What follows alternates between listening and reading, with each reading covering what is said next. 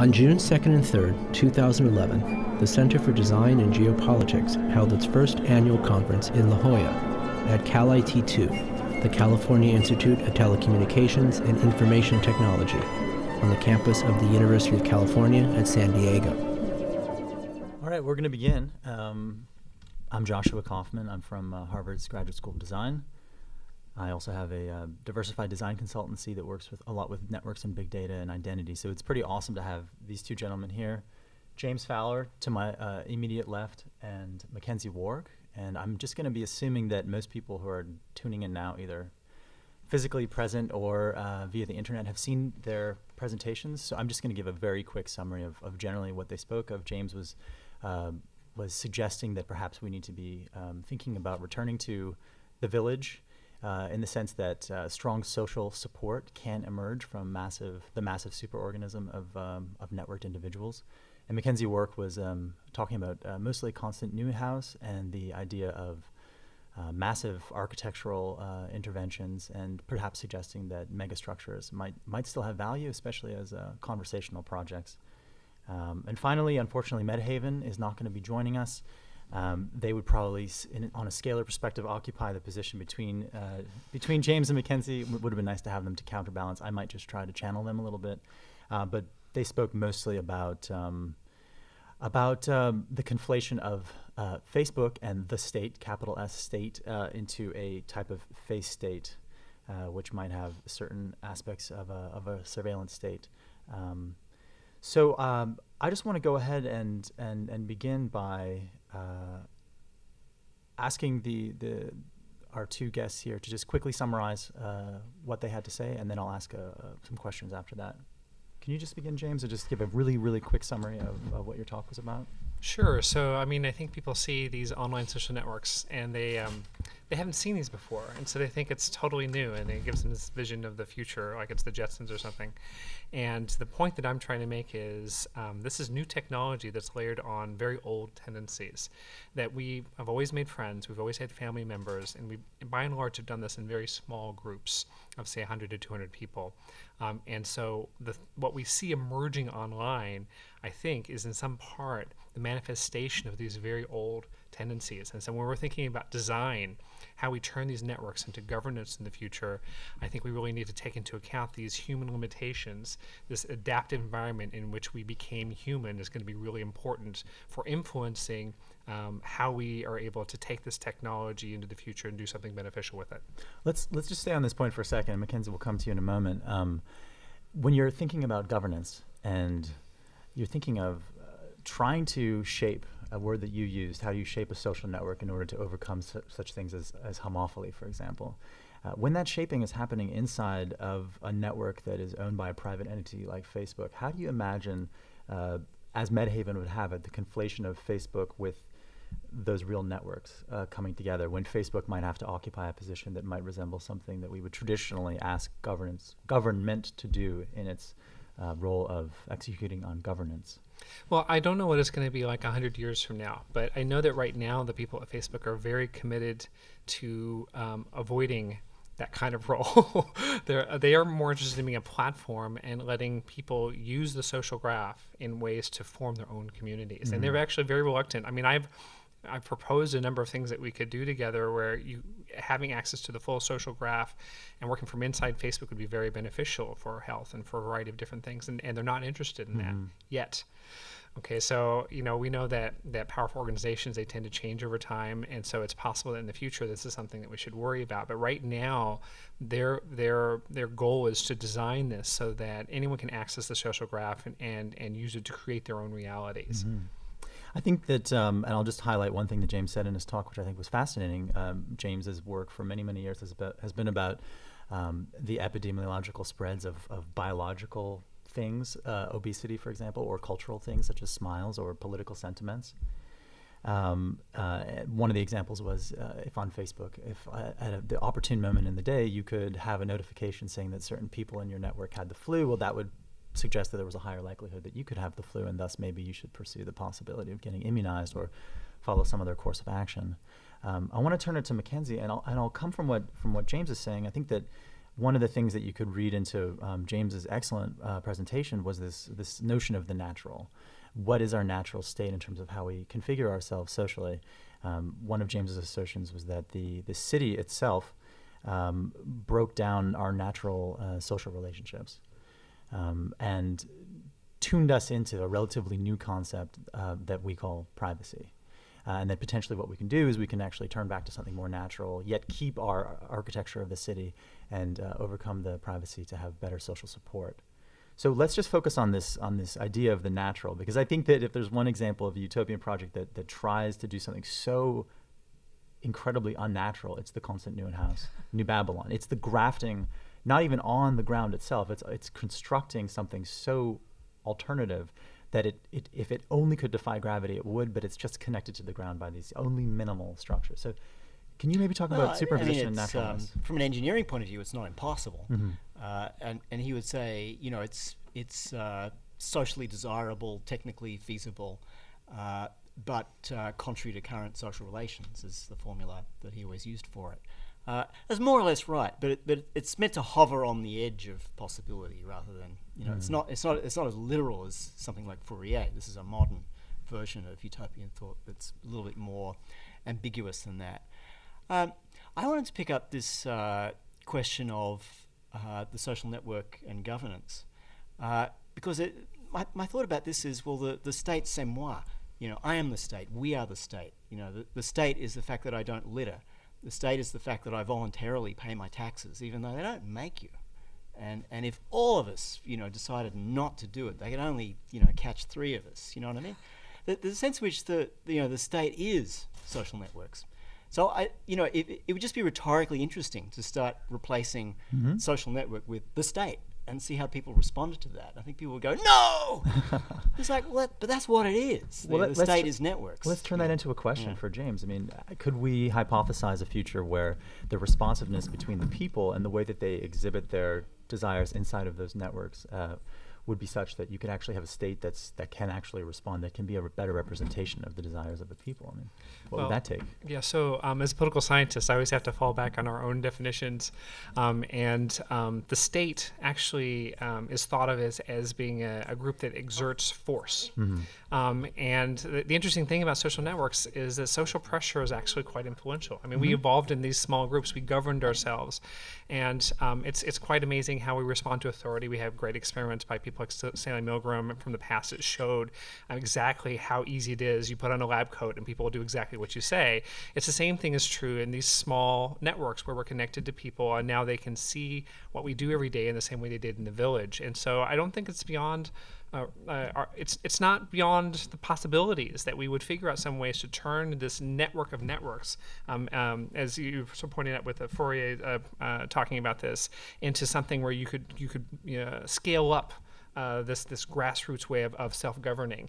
I just think that there are vested interests right now that already have access to a lot of power and a lot of use of force that are going to be very careful to make sure that they get a chance to have some influence over what happens as well. Mm-hmm. The other way I'm going to go with this is if you read, say, Zimmel's Metropolis and Mental Life, together with, say, Balzac. And what Zimmel is saying is that the city is all about anomie. It's about the fact that you go there and no one knows you. And this is, for him, a good thing, but it's kind of ambiguous. And he's writing at this transitional moment where it's just shocking to him that people sit in a carriage or an omnibus next to each other and don't talk. It's like, what? No one's talking. But if you contrast that with Balzac, which is about Paris, it's about the modern city, but it's full of all these little nested networks inside it. There really isn't all that much anonymity. You're anonymous to, those million people, but what you're doing is really well known to this, 150 that you're associated with. So there's a sense in which there's always a kind of a dialectical other side to the anomie, the anonymousness of the kind of modern city. It's not entirely what it was. But the other thing I want to say about that is that all of our ancestors, whether one generation ago or 2 or 3 or 4, or in my case it's about 6, left villages. Not always voluntarily, but in many cases voluntarily, because we didn't want to be there. It was boring, and it was hard work. So that's what I'm curious about, is it perhaps in some respects the village, but with some aspects of the modern anonymous space. There's something a little optional about these networks that just is absolutely not true in traditional village life. Yeah, so Sam Popkin, who's a political scientist here, he heard me give a version of this talk at one point, and he said, "Oh, you've got it all wrong. The villages were terrible places to live. That's why we don't live there anymore." And so what I am hopeful about is that what these social media give us access to is the positive side of those villages. It's the social support and those connections upon which human relationships are founded. Now, the flip side of that of social pressure is social conformity. And so if you have different ideas and you're surrounded by people, we tend to conform. And so if you're very different, you're going to feel that pressure. I grew up in a village in Oklahoma, and I wouldn't want to live there again. So this is something that it's important to keep in mind is that the sword kind of cuts both ways. So I'm told we actually have Metahaven on a little laptop, which seems like Brian Oblivion to me. And do we have audio from Metahaven? I can put this mic. Do you want to share the mic with Metahaven? So if you want to ask a question, we'll see if it'll work. Go ahead. Hi, this is Even Stranger. Was giving a talk. Can you hear me? Give us a minute. We're getting there. It's even stranger because Metahaven was just giving a talk in the other room. Couldn't see the audience, but could hear the applause and the noise, which was pretty amazing. I got that round the wrong way. I thought they could see us but not hear us, so I was waving like this. It's all very confusing. Well, let's get the cue when Metahaven's in because we can start talking to them. And a question for you, McKenzie. You know, one of the things that you mentioned about Sorry. some technical issues. One of the things you mentioned about New Babylon was that while Constant was incredibly clear on the macrostructure, he could only get as specific as saying that what was happening inside of the macrostructure is that it had a whole bunch of homo ludens running around inside of it.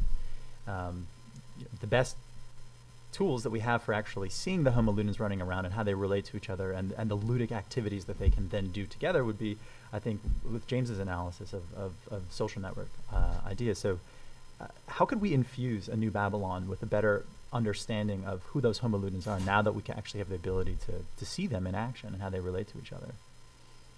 Oh, that's interesting, yeah. Because if another way of thinking about what proto and then situations were doing in Paris in the 1950s, because it's usually coded as being about a certain experience of built space and ambiances of particular neighborhoods and so on. But you could see it as abstracted from that as certain kinds of self-created social situation. Now, it's a thing about Paris life at the time is that everyone's living in pensions and hotels. No one can cook. You got to go to the cafe. So there's a whole aggregation of people. So you're hanging out in this cafe or this bar, and that's creating this little cluster of people and so forth.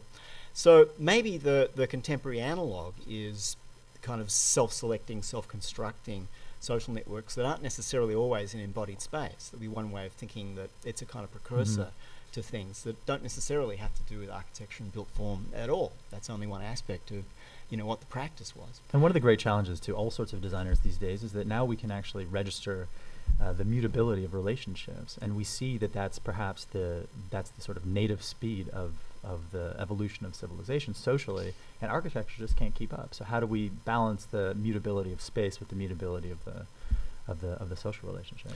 Well, the other thing about just the other part of your question, Constant he's only interested in the macrostructure part, and it's what's then on the one hand that's the aggregate result of millions of people acting in a certain way, but the actual specific activities he doesn't want to get detailed about. Yeah. So he's done one thing that's a break with the utopian tradition that tends to be really, really obsessive about what shape the dinner table would be. And, Fourier has a timetable for what you're supposed to do with every single hour in the day and so on.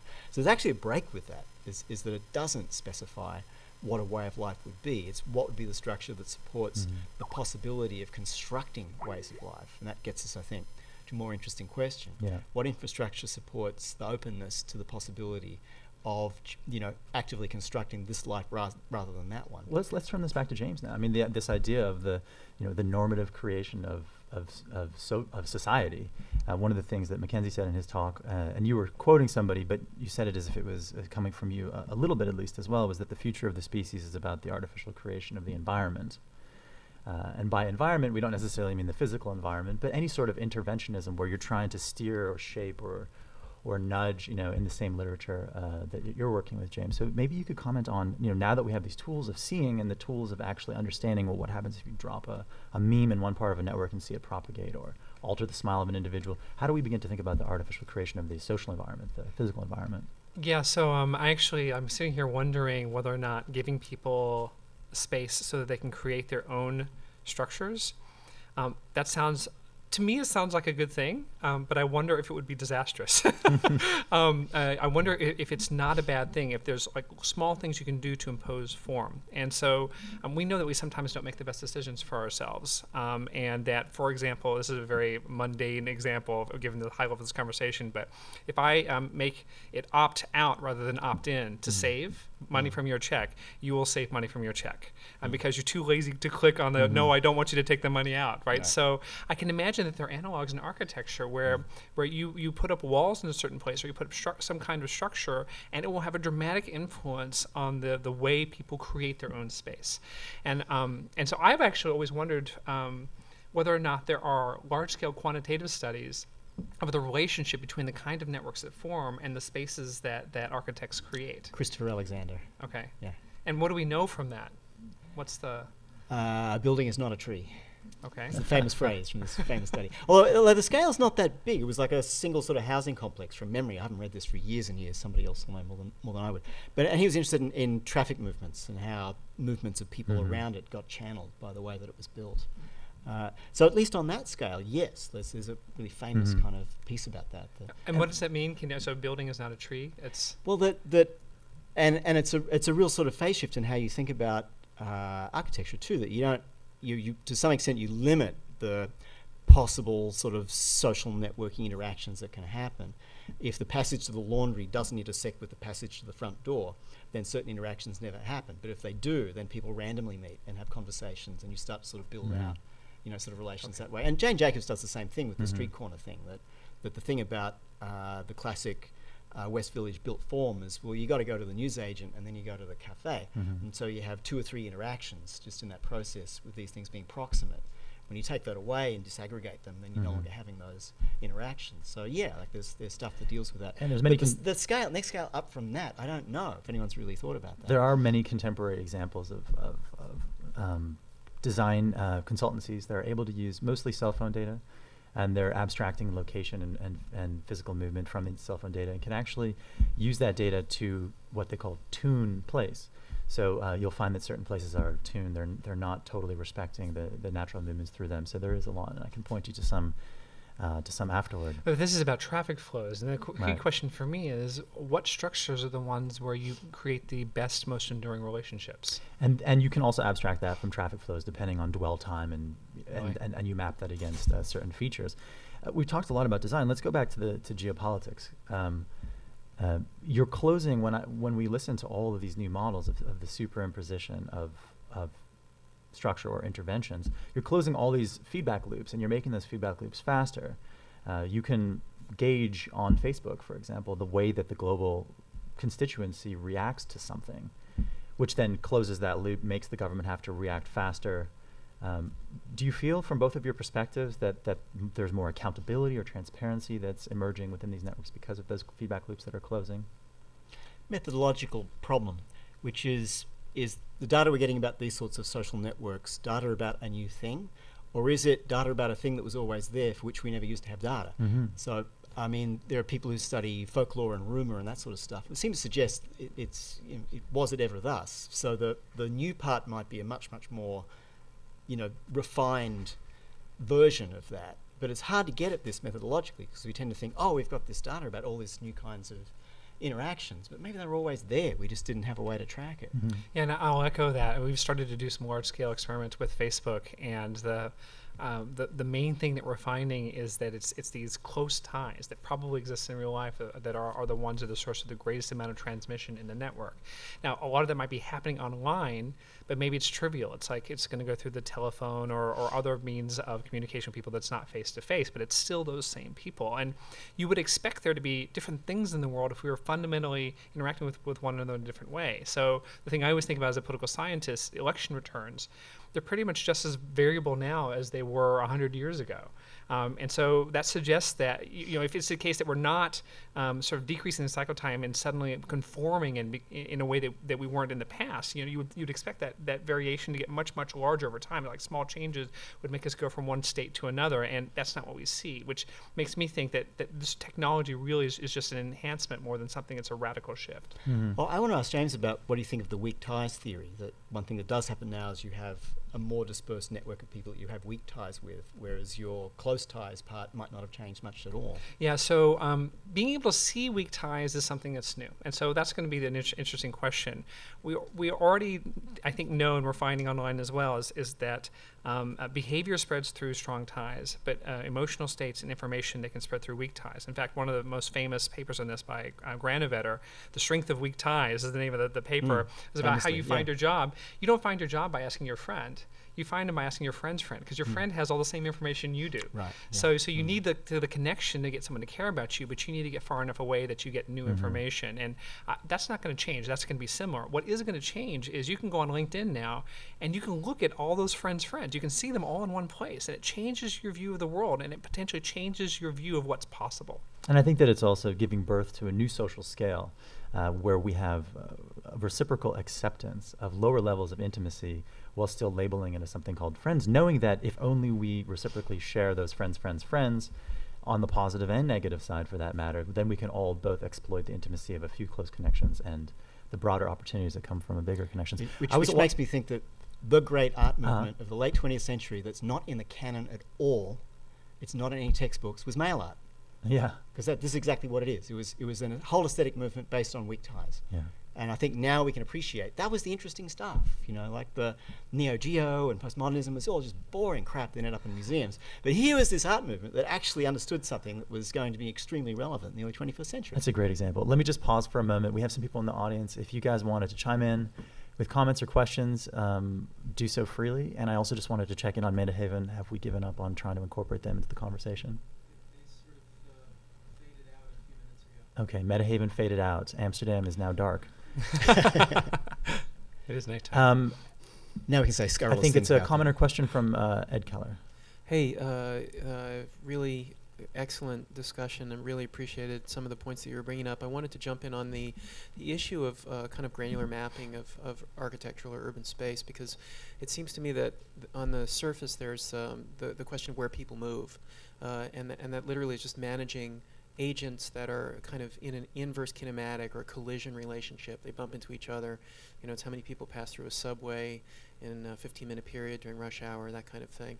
But then there's the sort of microbiomes that they share, and how those microbiomes then constitute a kind of a weak network, to use the term that you just used, that actually isn't being mapped yet, but will be increasingly. And Werner Vinge, who's here and will be speaking tomorrow, came up with a beautiful scenario in his novel Rainbow's End, and I shouldn't speak for him because he's here, but I totally adore that book.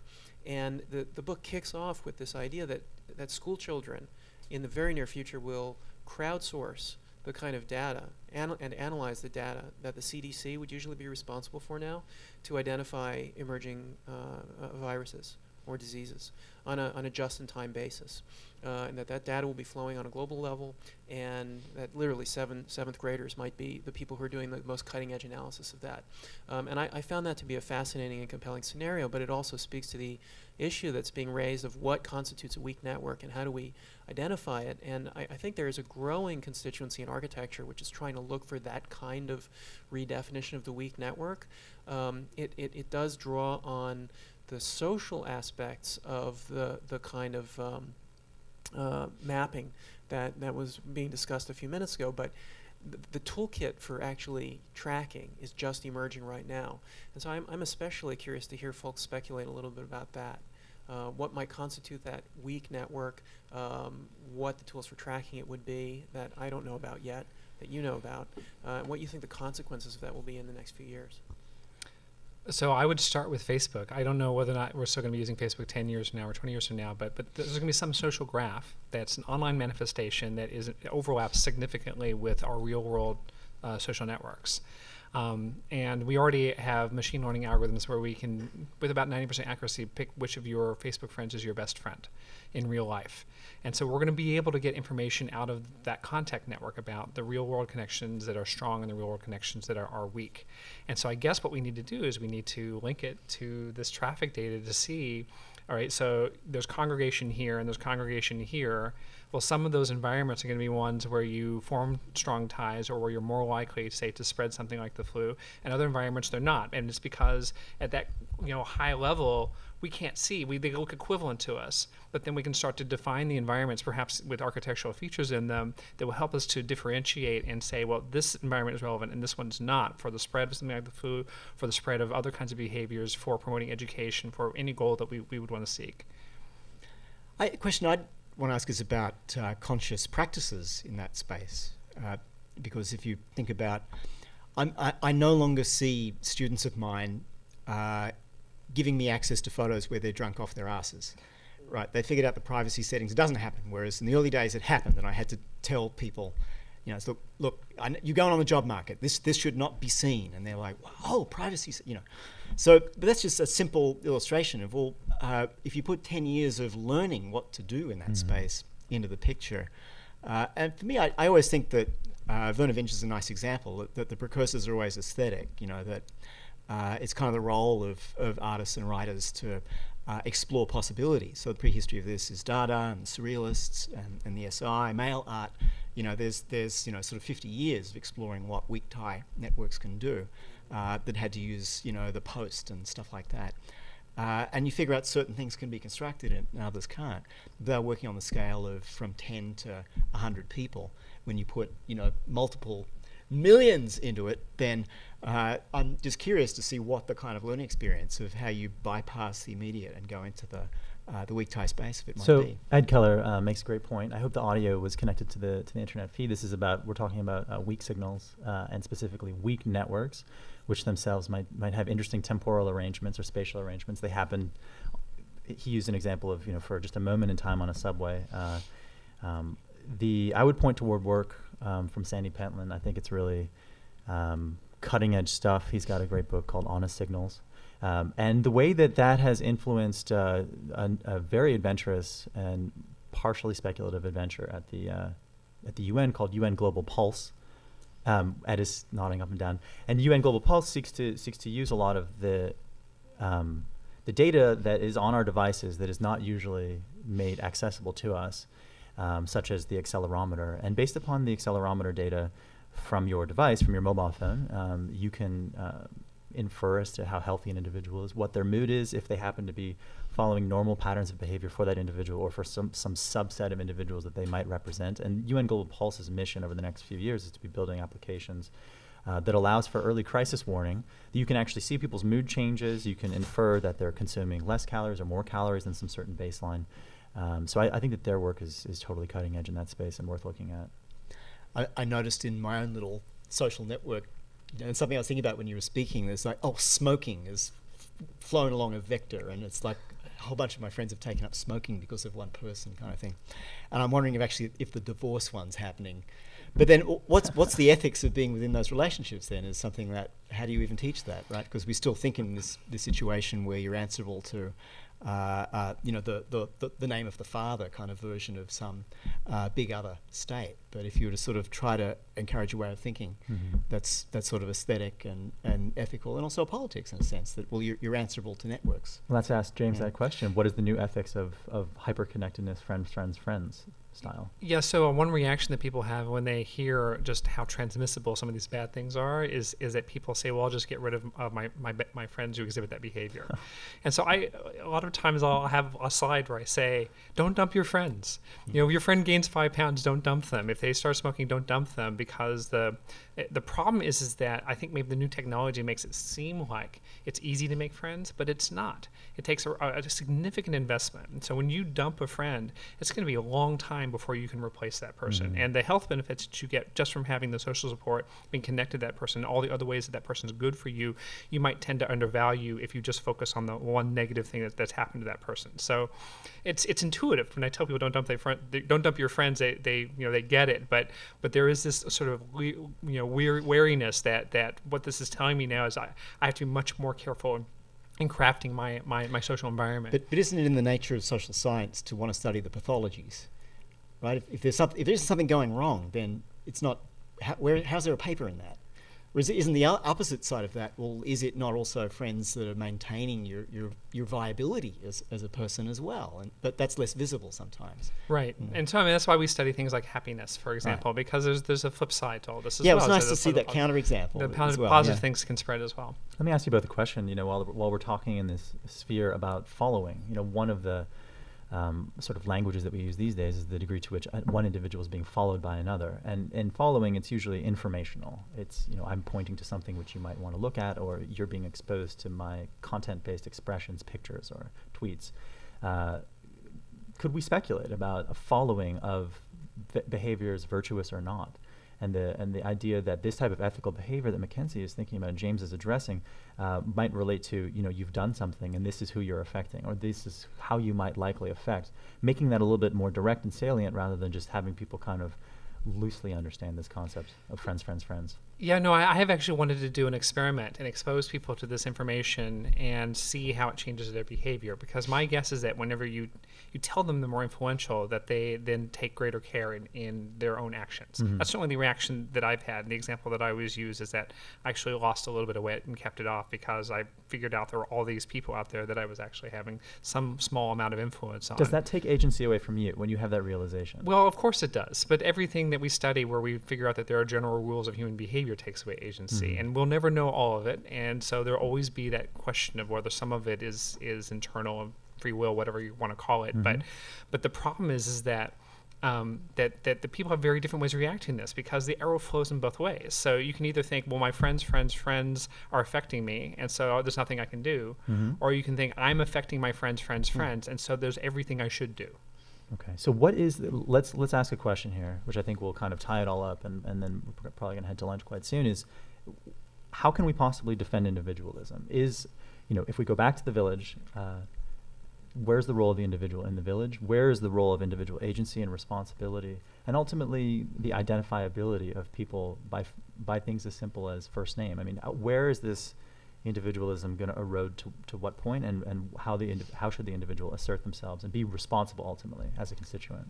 Well, I have a very empirical answer to this question, which is the individual is the unit of survival. So you're making a bunch of decisions, and if those decisions don't work out for you, then you're not going to have kids, and your type is not going to be around. So ultimately, that's where the action happens. But I think what we're learning is that you make individual decisions that, if they ignore the social context, are disastrous. And so it's these interdependent decisions that then really cause evolution to work on us at a higher level. Mm-hmm. And so that's sort of the evolutionary psychologist speaking. I think in terms of ethics, what that means is that these decisions, that we have to take into account the fact that these decisions are influenced by other people, and think about when we assign agency to the individual and when we assign agency to a person's network.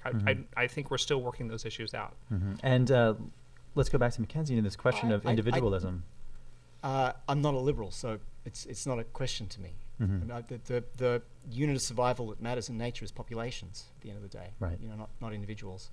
And at the cultural level, individualism is a kind of fetishism. It's a sort of fetishistic misunderstanding of a set of relationships. So it doesn't bother me. Now, could you speak about it perhaps in the perspective of your new book? We'd love to. You didn't get to talk so much about your new book, but maybe your book is about the situationists. One way of reading the situationists is that it gives people license to act improvisationally, randomly, and in some cases hyper individually. I'm going to do something totally different than what the population expects me to do, or what my genes expect me to do, for that matter. Is there a way of reconciling that individualism with the hyper-individualism of the perpetuation of the species? One of the reasons Situationist International is interesting, well, the first part is because it's international, and very few things were in 1950, 57. But the other is that they were neither individualists nor were they collectivists in the only model available at the time, which was the Communist Party. This is France after the war. Like, those were your two options, is a sort of the individual and the couple is a whole thing Kristen Ross has identified as part of the culture of the time. Or you joined the party where you had to identify with something, really all the way up and down the line. So they're posing this question that's, I think, a very contemporary one, as early as the 50s, is how do you have collective modes of behaviour that aren't based on that model, but yet which have, and this goes back to the village thing, which do have the penalty of ostracism, which is one thing that's fairly unique to them. Like, there's no village unless you can be thrown out of it, since that's a condition of its existence. And we tend, in an individualist world, to think that's somehow bad, that you could have a social structure that could negate you and exclude you. But they played with that. So you don't have to adhere to a party line, but you can still be excluded. Mm-hmm. And you have to go somewhere else. And that to me is a set of aesthetic experiments with call it what you like, social networks could be that are going on, in the 50s and 60s that seem to me resonant to what we're doing now. So that's why I wrote The Beach Beneath the Street, to sort of write about those precursors to what we now have to face. Mm-hmm. Another terminology for the village, of course, is the tribe. It's a less physically referenced one. It was one that you didn't use because I think mostly you were contrasting the village to the city, talking about the unnaturalness of the city, even though a lot of people in this design community would say that actually cities are the most highest order creativity and natural thing of civilization. But you didn't use tribe, you used village. You were talking about it on a physical level. Was that a conscious choice? Yes, I think I'm trying to evoke face-to-face relationships. Mm-hmm. So there's something about tribes. I guess the word seems more nomadic, right? And so, with whenever you're moving, there's less likelihood of sort of standing together in the same place at the same time every day and communing. I've never actually thought about why I made the choice, which is why I love hanging out with you guys. I mean, tribe's a problematic word in anthropology, Sure. but it's connected to things that are eternal and transhuman. Like the tribe is the always already, whereas the village, as you say, is the set of interactions which there are these supervening social structures. One question which I think everybody wants to ask you, McKenzie, is about the real. That you started off your presentation by saying that the world we exist in might not be real. What exactly did you mean by that? What were you encouraging us to think about when you said that? I'm reading Vere Gordon-Childe at the moment, who's one of the founders of modern archaeology, Mm-hmm. and he writes about the moment when what he calls the urban revolution actually happened, and the conditions of possibility of that to do with what he'll call sort of physical equipment, spiritual equipment, and a set of natural conditions that only existed in 3 or 4 places, kind of thing. But he talks about it as a kind of artificial bubble.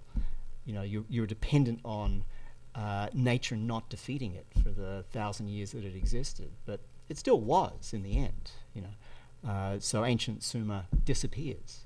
The Indus Valley civilizations, they run for a few thousand years, but then they disappear. It's an artificial bubble, in something else.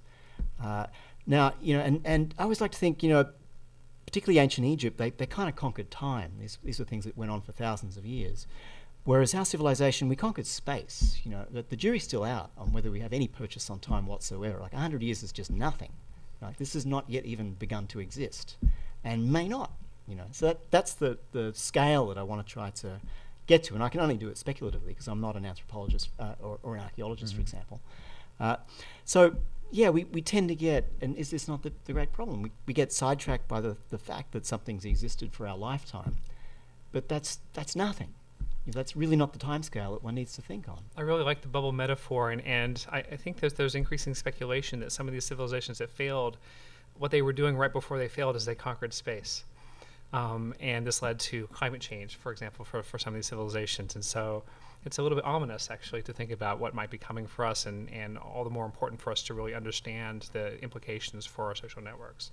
In terms of Paul grasping Valery reality, says, we later civilizations, we know that we're mortal, but we haven't really quite internalized that thought. And he said that in 1918, Now, you had a comment in your talk, James, about reality. You said, why do we think of Facebook being a different reality?